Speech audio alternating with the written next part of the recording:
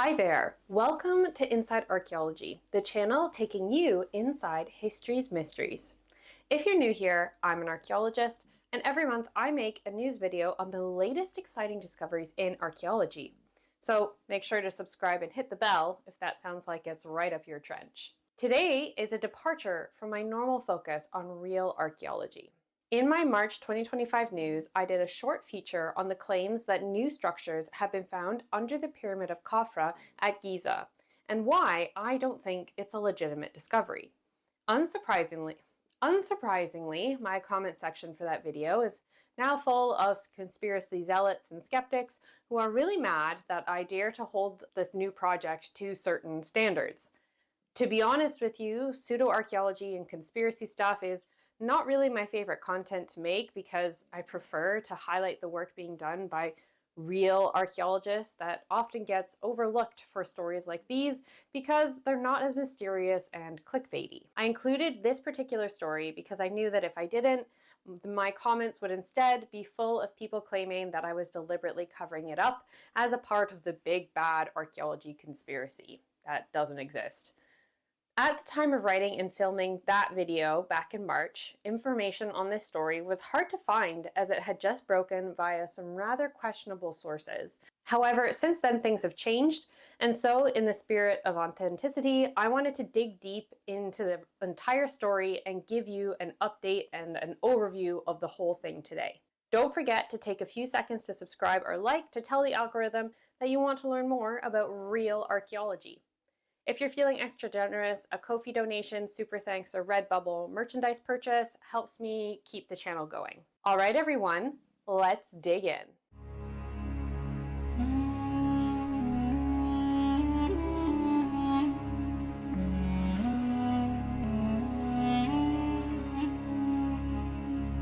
First, in true archaeological fashion, I want to establish a general chronology for all of this. In 2022, doctors Filippo Biondi and Corrado Malanga released a paper in a special issue of the journal Remote Sensing, where they claim to have invented a new software for processing and reading synthetic aperture radar, aka SAR, data via Doppler tomography.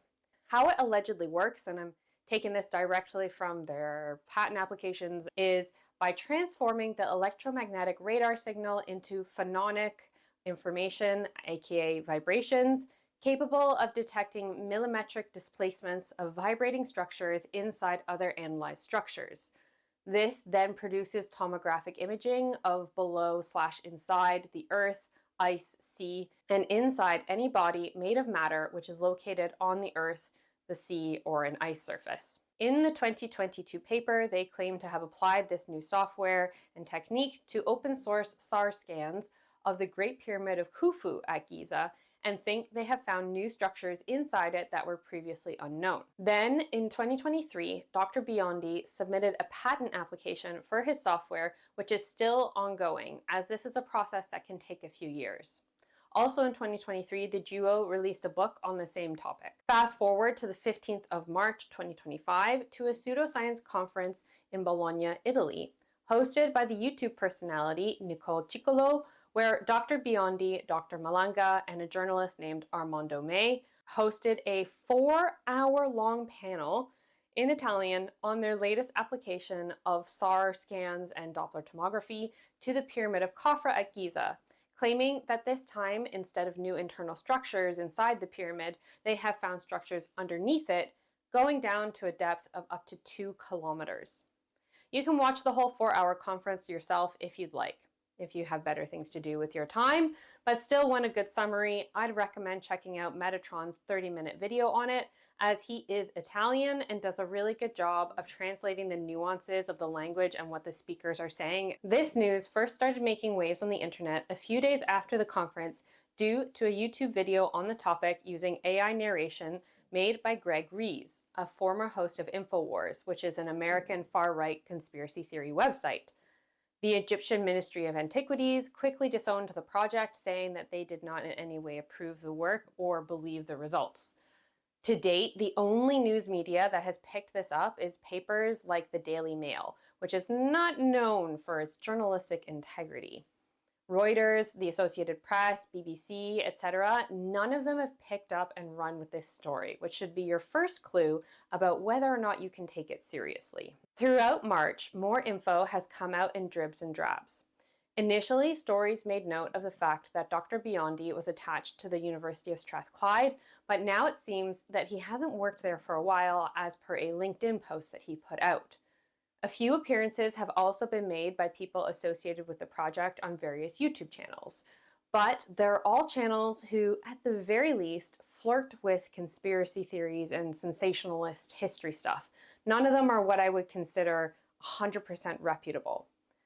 In one interview, Dr. Biondi noted that he was only 90% confident that the renderings of the 3D images were correct. Many science and archaeology-focused YouTube channels have also put out videos denouncing the new claims as unproven and sensationalist. In April 2025, the original conference video was re-released on YouTube with an English dub over the Italian, although it's a bit patchy in bits. It's unclear if a peer-reviewed academic paper will shortly follow this.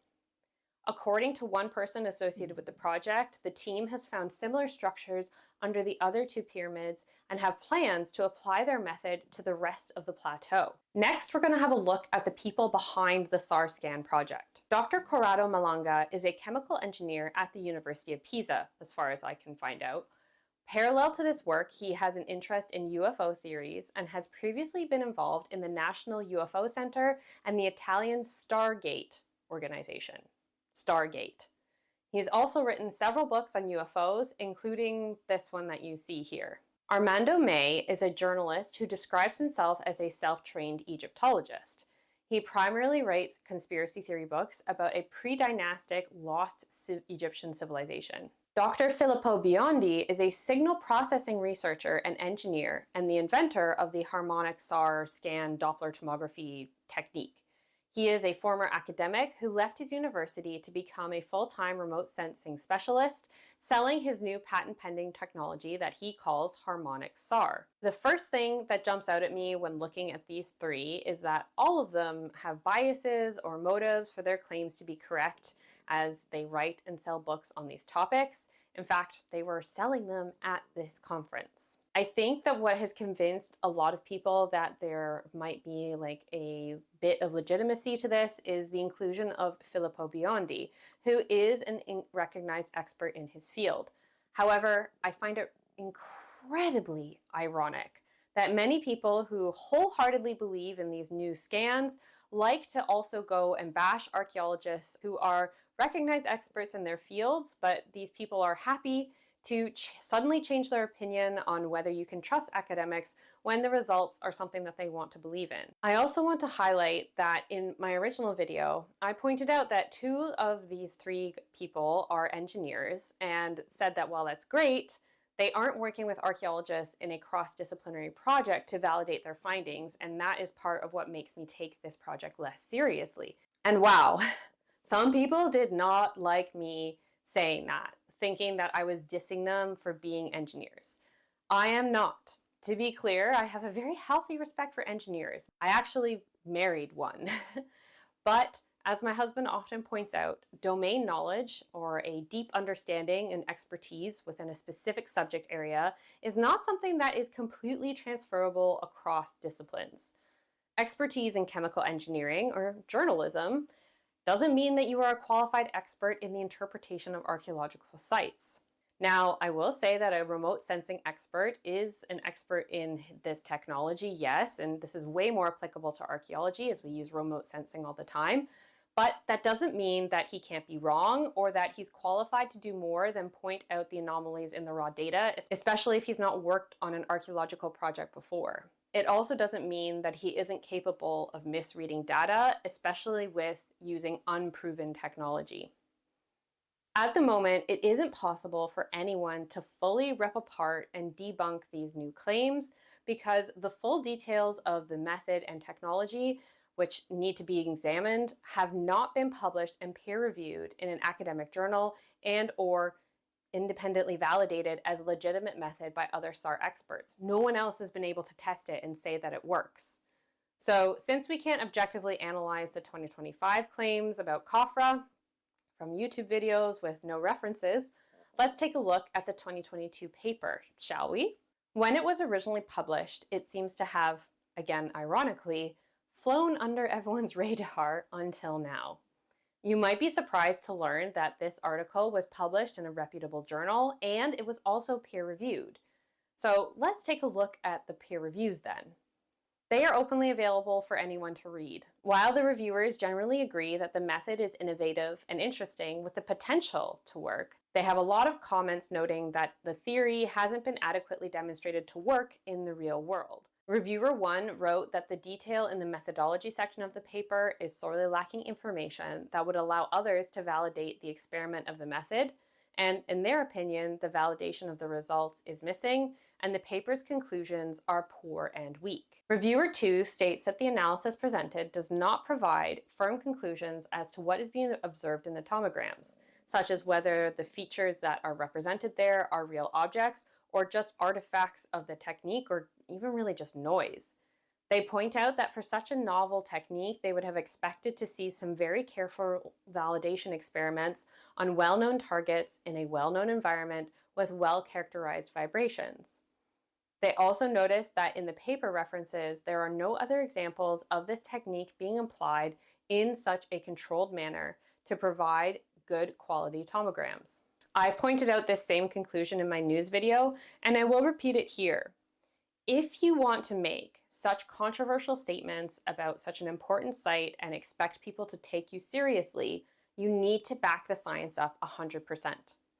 I'll get into how I would expect them to do this a little bit later. Reviewer 3 concludes that the method is ambitious and has potential from a theoretical point of view, but it needs to be validated either archaeologically or via other geophysical methods. As demonstrated by the reviewers, who are also remote sensing experts, this method can't be treated like it is effective or proven.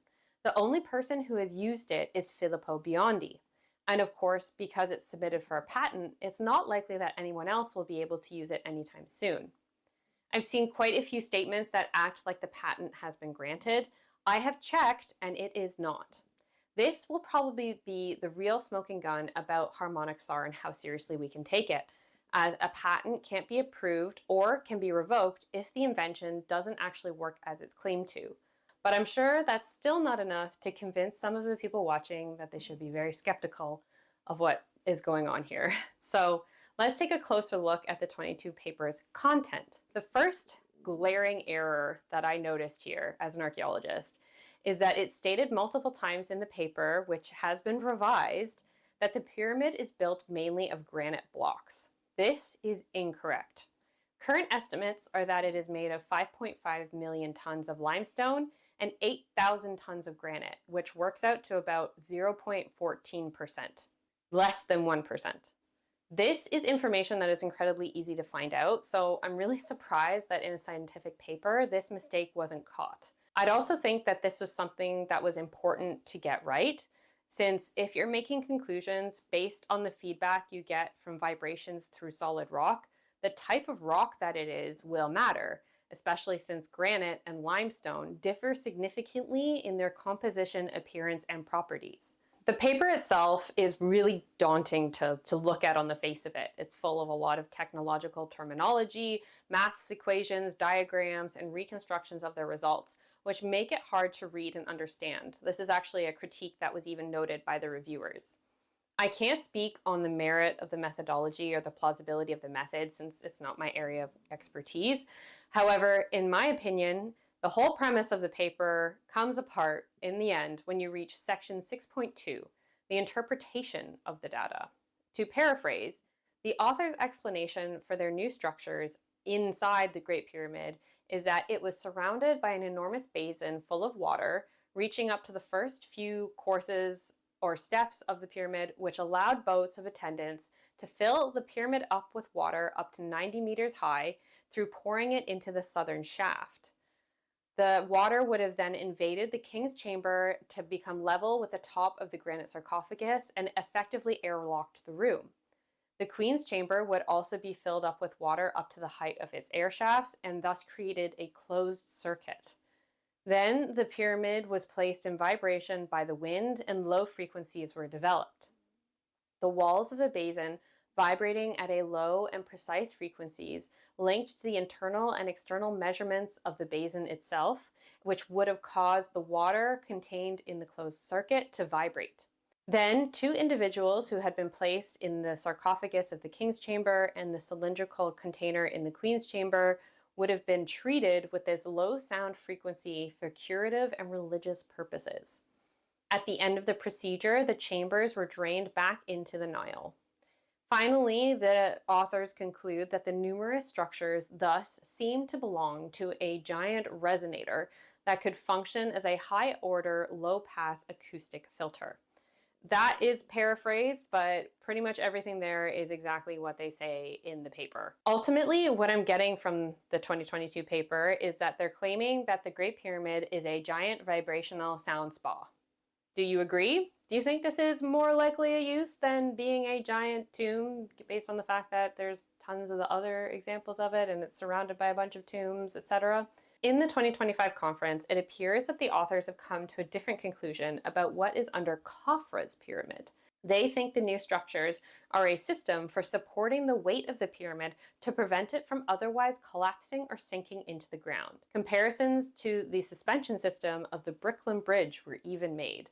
And this is just, wow. I mean, you know what would do a better job of bearing the weight of a pyramid?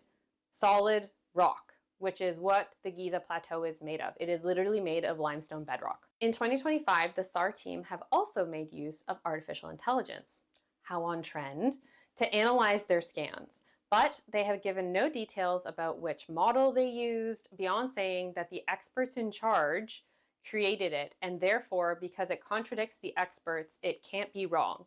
Somehow this is supposed to justify and validate their findings. They seem to think that AI is infallible or can't be wrong. And as somebody who is married to an engineer with a PhD and a job in machine learning and AI, I asked, and I can confidently say that this is wrong. AI is not sentient, it's not all-knowing. It is just as capable of being wrong as we are because we built it. One of the biggest arguments against both the 2022 and 2025 claims is that the method has not been properly means tested or validated, although some viewers are under the impression that this is not the case.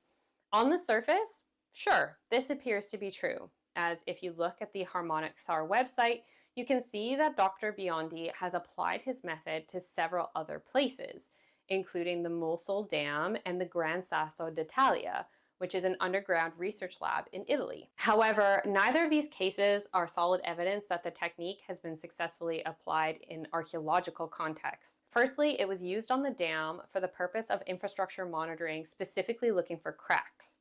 So it was used for a different purpose on a structure made of different material that is not even underground in that instance. The Gran Sasso lab is 1.4 kilometers underground, and that SAR scan doesn't even have a paper written on how that was done either.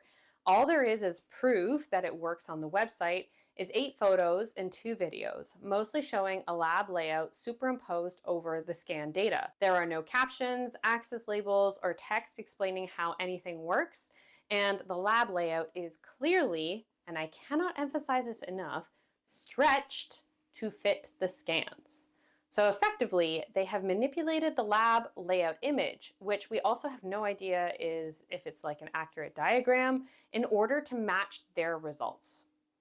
There is no way that should be looked at as credible. You know why? Because you can do that with anything. To prove this, I took one of the videos from the website of the lab scan and added what I saw in the data.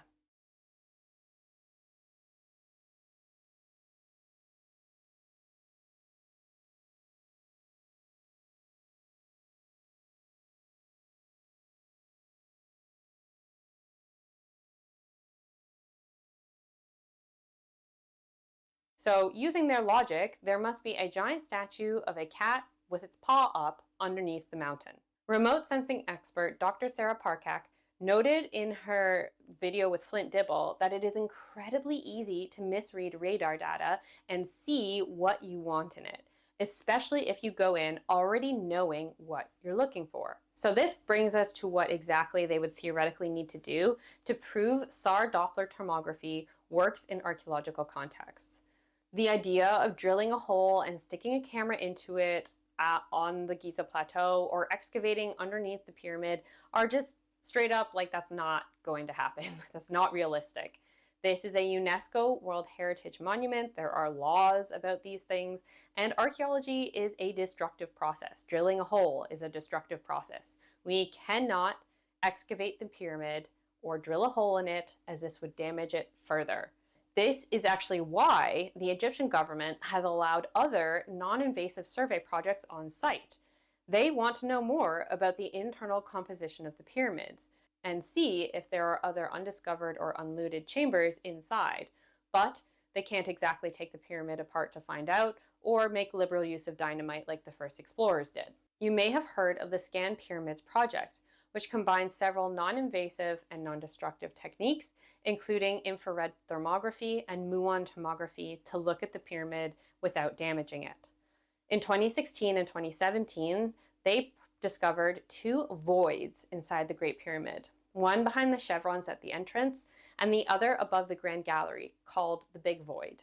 The presence of the chevron void has been confirmed by an endoscopic camera, which was inserted in a tiny joint between the chevron stones. In a direct contrast to the SAR scans, the Scan Pyramids project found the Big Void by way of 3 scientific institutions that worked independently, with each one using a different and complementary muography technique. And they all found the same thing. This is the standard to which I'm holding these new claims to. To demonstrate the method works, they should find a plot of land with archaeological potential, which actually is not as hard as you might think it is, do their scan, and then put in trenches where they think they found structures and see if there's anything there. They should also be putting trenches in where they don't see anything to test to see if that is true as well. Did the scan miss anything? I find it awfully convenient that the places that they're picking to analyze, they already know what part of it is, which allows them to appear to confirm their data with a bias and their preconceptions, as well as these places being ones that they know that they won't get permission / it's physically impossible to excavate it. So this means it's really difficult to definitively prove them wrong without being able to test the technology especially. Now, I know some of you are probably saying, okay, the conclusions of the 2022 paper and the conclusions of the 2025 claims, they're a bit bogus, but the SAR scan data, that's legitimate. They have found something, they're just misinterpreting it. And I mean, I suppose that there's a chance that that could be true, but again, that's something that we need to test and find out and see if other people have the same conclusions. However, I'm still skeptical of this method, and the reason for this is because of its lack of use by industries outside of archaeology, where it could save people a lot of time and money. Dr. Biondi's website lists infrastructure monitoring, natural environments monitoring, electric energy monitoring, mining, oil, and gas as possible industries where this technique could be applied. And he's even gone on LinkedIn posting about his technique in an attempt, I think, to kind of sell it to people. Moreover, he's claimed that he can easily do this non-invasive technique effectively for free without having to send out teams of people, which can be quite costly in hazardous environments, to collect data, as he gets it all from open access radar systems that are already in space. The biggest cost of this seems to be that of running a high-powered computer to process the images.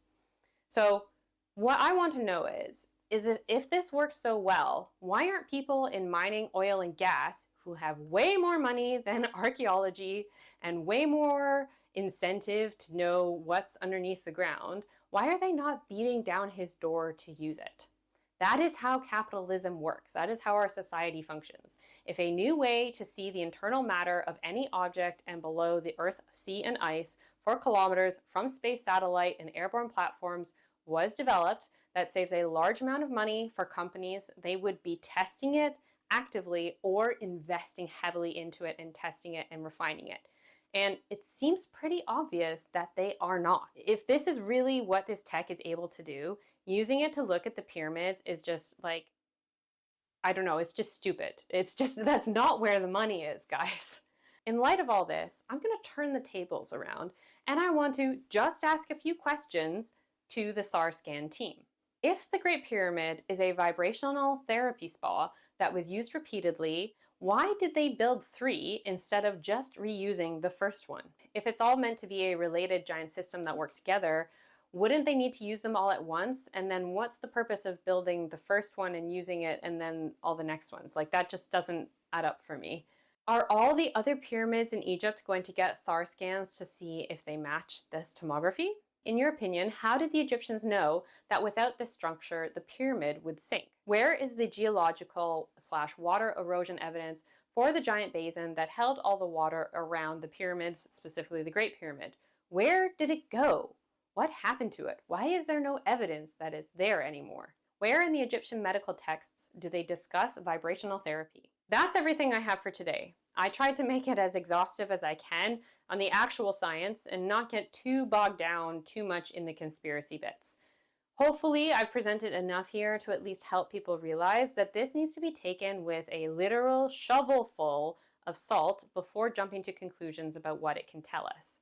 I'm not going to address this topic again until when a paper and full details on the SAR Doppler method comes out for independent validation testing, or we start to see a consensus from the SAR community that this is legitimate and actually works. Until then, everything further the authors say is just hearsay, essentially, and wishful thinking. If you're here at the end of the video with me, thanks for sticking around. Don't forget to comment, like, and subscribe to the channel before you leave. If you're feeling extra generous, you could give me a super thanks Ko-fi donation or have a look at my Redbubble store, which has all archaeology merchandise designed by myself. Taking a few seconds to support me in any way that you can really helps me out and promotes real archaeological content that is well-sourced, researched, and presented by somebody who is an expert in this subject. Thank you so much for watching. Stay curious, and I hope to see you on my next adventure inside archaeology.